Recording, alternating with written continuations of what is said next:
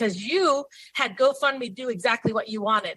And so for us, you say impartial. What is impartial? Impartial is someone taking down something because you want to. Is that impartial? Or is impartial letting something stay, whether you agree with it or not? Witness attacks government officials on what should have been done before the Emergency Act. Watch Give Send Go, give and send it right back to some government officials. She's quite a pepper. This is a good one. Here's the clip.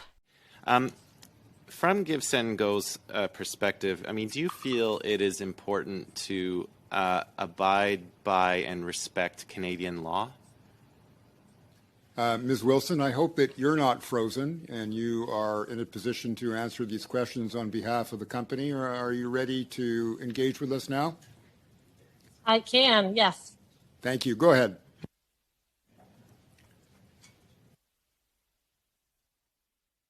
So I think the question was, do we feel like we need to abide by Canadian law? And Jacob started to answer before he was frozen. The answer, yes, that we do feel like laws are important for people. But I wanted that confirmation because it's important for me to get to my next point, because on Thursday, February the 10th, when the Conservative government of the province of Ontario applied to court to have the funds frozen that were raised on your platform, Give Send Go posted a statement on Twitter that said, and I quote, "Know this, Canada has absolutely zero jurisdiction over how we manage our funds here at Give Send Go." And it continues to say, "All funds for every campaign on Give Send Go flow directly to the recipients of those campaigns, not the least of which is the Freedom Convoy campaign." So if you respect applicable Canadian law and a court came through and froze those funds, we have all of this documented evidence of what the police were reporting, the fact that the city of Ottawa had applied a local state of emergency. How does your statement on Twitter fit with what you just told this committee right now?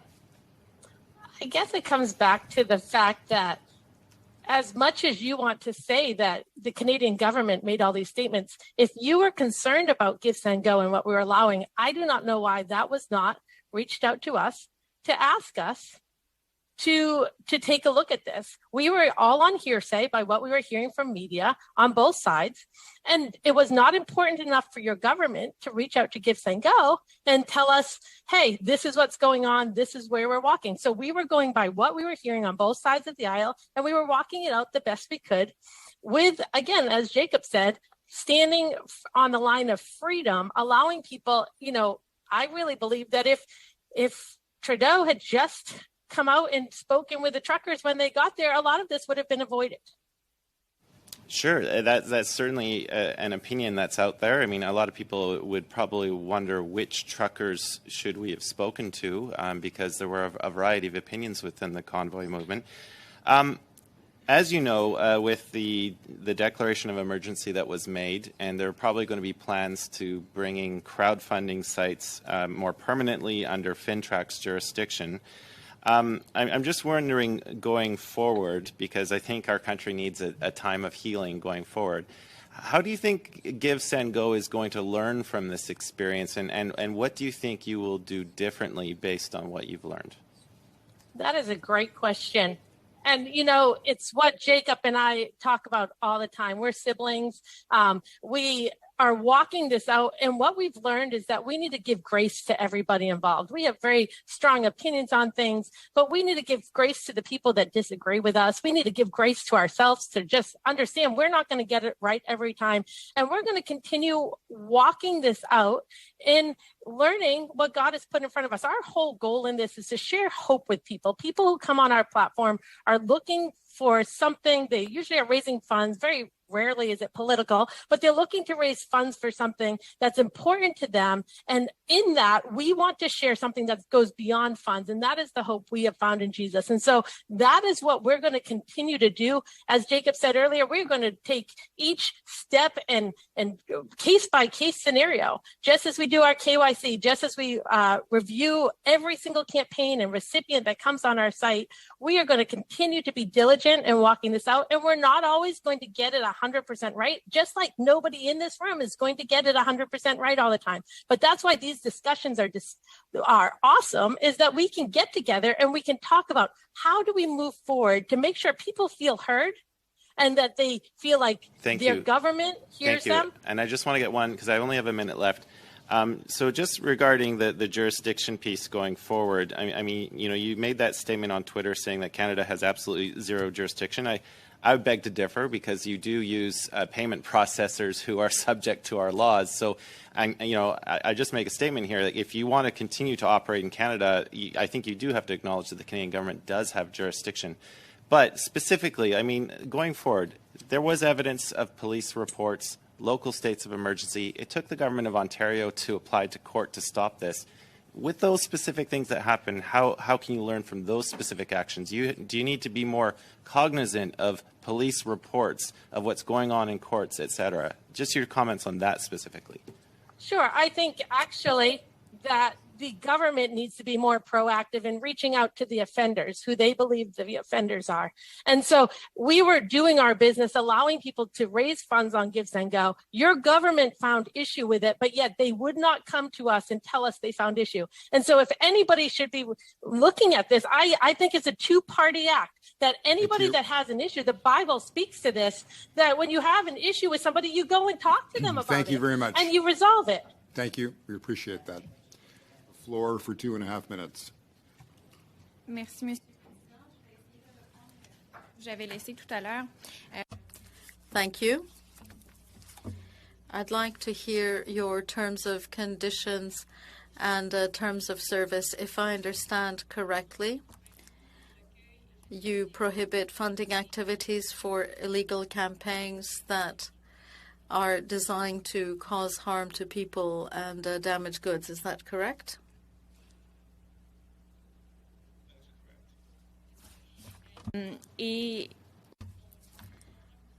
We understand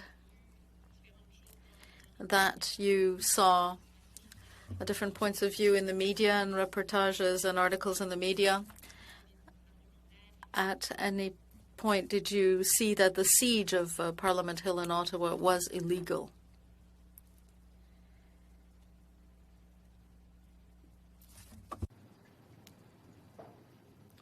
Do we have an answer from one of the witnesses, please? Again, we were seeing both sides of the narrative, and I want to keep bringing this back, because if this is really discussion not to be against or for any one of us, but just how to move forward and being better, then I want to keep bringing this back to what you guys in Canada, you guys, see, I'm so not legal, what you should be doing to make sure when something happens, you are communicating this. You did not communicate with us at all about what was going on. We had to hear about it second and third hand as we're trying to walk out what we should be doing as best practices.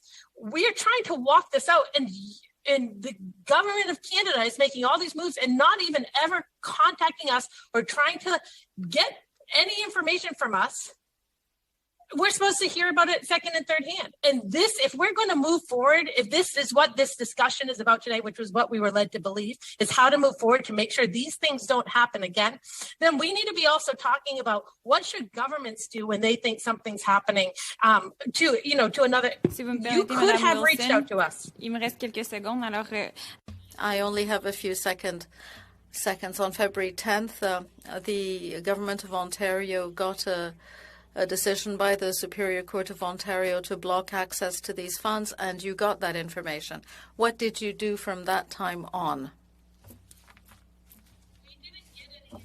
From your government. We heard about it on social media. And you know what? I can find out about aliens on social media as well. And so we heard about it on social media, and then we had to try to navigate what was going on. And we knew the funds were in a U.S. bank account. That slot is.